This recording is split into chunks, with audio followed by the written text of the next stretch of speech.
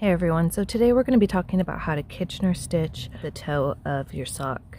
It is beautiful, seamless, and super easy.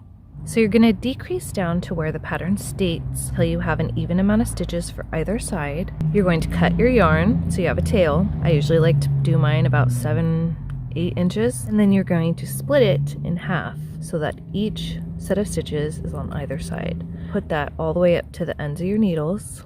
Thread that onto a tapestry needle, and what you're going to do is you're going to go through the first stitch knitwise and take it off of your needle, and then go through the second stitch purlwise and leave it on your needle. Then you're going to want to pull that kind of snug. On the back row, you're going to do the same thing but the opposite way. So you're going to purl, go through it purlwise, go through the next one knitwise.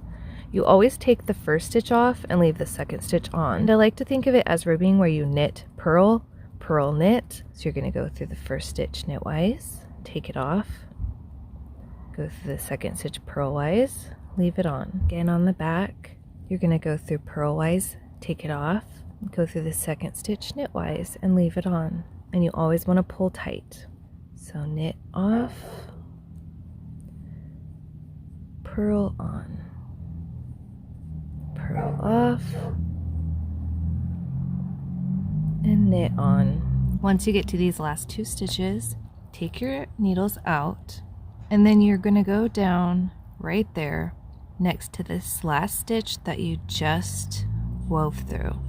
Just poke down inside and you can weave in your end on the inside, and it will keep your edges from having a really big point like can sometimes happen.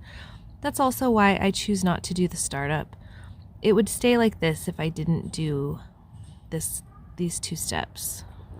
The important thing that you want to pay attention to is that your yarn isn't going around the other needles. You always want to keep it underneath so that you can just pull the stitches snug. If you set your work down and you're not sure where you left off, if you look closely, you can see that the last place that I went was through this stitch knitwise.